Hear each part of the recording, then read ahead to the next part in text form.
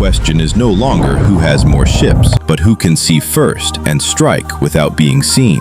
As China's navy expands at an unprecedented pace, Washington understands one fundamental reality. The United States cannot compete by numbers alone. The gap in shipbuilding capacity is structural, and attempting to mirror an opponent's fleet size leads only to strategic paralysis. From that gap, a silent hunter emerged, Orca. This capability is especially relevant around Taiwan and the first island chain. The geography favors denial rather than control. Narrow straits, shallow waters, and dense sensor environments reward systems that can remain hidden while gathering information or shaping the battle space in advance. Orca enables exactly that. It allows the United States to contest undersea access, complicate amphibious planning, and impose uncertainty long before the first missile is launched. There is also a logistical dimension. Crewed submarines are among the most complex and maintenance-intensive platforms in any navy. Their availability is constrained not only by cost, but by training pipelines and crew endurance. Orca, by contrast, can be produced faster, deployed longer, and rotated with fewer constraints. This does not replace nuclear submarines, but it amplifies their effectiveness by freeing them to focus on missions that only humans can perform. Over time, this layered approach reshapes deterrence. An adversary is no longer facing a small number of exquisite platforms, but a distributed undersea ecosystem. Some nodes observe, others deny access, others simply exist to be unpredictable. Together, they create a strategic environment where planning becomes slower, riskier, and more expensive. In this sense, Orca is not a weapon designed to win battles. It is a system designed to shape behavior. By increasing uncertainty and reducing confidence, it seeks to prevent conflict rather than provoke it. That is the quiet paradox of modern deterrence. The most effective tools are often the ones that are never seen, never fired, and never publicly acknowledged. When viewed as a whole, Orca signals a deeper shift in how the United States thinks about naval power in the 21st century. The objective is no longer absolute control of the sea, but selective denial at decisive moments. Rather than dominating everywhere, the goal is to make specific actions by an adversary too costly, too risky, or too uncertain to attempt. Orca fits precisely into this logic. In a potential Taiwan scenario, time is the most critical variable. Any delay imposed on an invading force increases diplomatic options, mobilization capacity, and alliance coordination.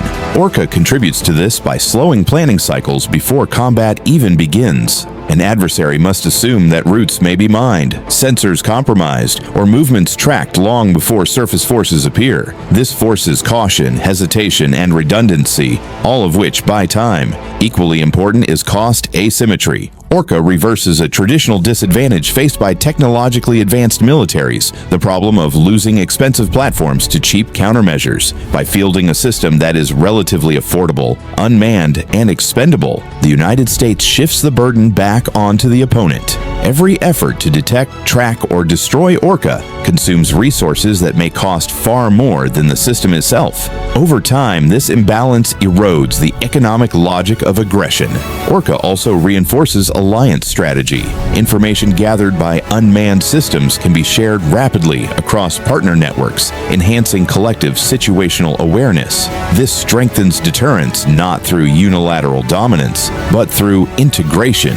In a coalition environment, Orca becomes a force multiplier that links sensors, shooters, and decision-makers across national boundaries. Ultimately, Orca reflects a sober recognition of reality.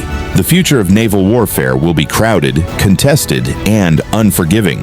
No single platform will decide outcomes. Victory will belong to those who combine technology, doctrine, geography, and time into a coherent system. Orca is one piece of that system, not decisive on its own, but powerful when integrated correctly. This is the essence of modern deterrence, not the promise of overwhelming force, but the certainty of unacceptable cost.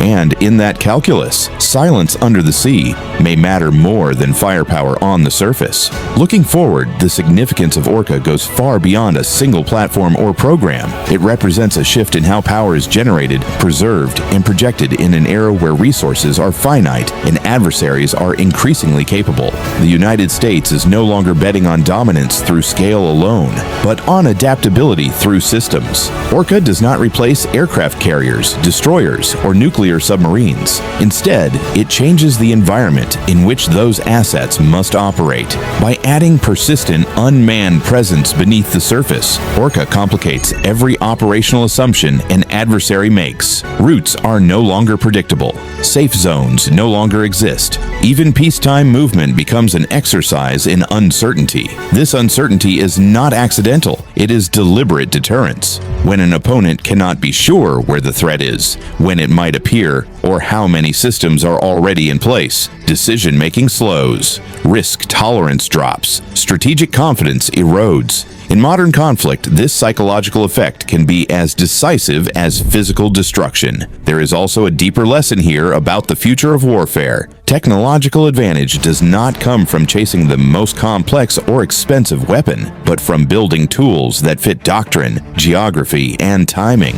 Orca succeeds not because it is revolutionary in isolation, but because it integrates smoothly into a broader ecosystem of sensors, networks, and allied forces. Ultimately, Orca reminds us that modern war is not won by spectacle. It is won by preparation, by patience, and by the quiet ability to shape the battlefield long before the first shot is fired. Power today is measured less by what is visible and more by what remains hidden until it is too late. And that is why, beneath the waves, silence has become one of the most powerful weapons of all.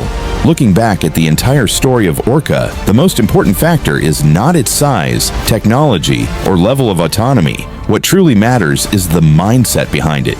The United States understands that in a prolonged competition, where the opponent holds advantages in production capacity and numbers, victory does not come from trying to catch up at all costs, but from forcing the adversary to play on a different board. Orca is how the United States changes the rules beneath the sea.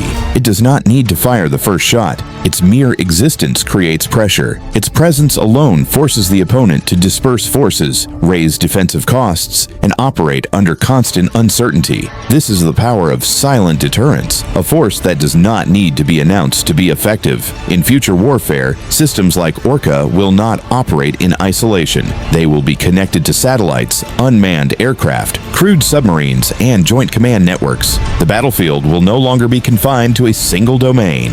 Sea, space, air, and information will merge into a unified ecosystem where the side that understands and operates it better gains the initiative. Orca also reflects an irreversible trend, reducing the role of humans in the most dangerous frontline environments. Not because humans are incapable, but because human life is an irreplaceable strategic asset. When risk is transferred to unmanned systems, military decisions become more flexible, more sustainable, and less constrained by domestic political pressure.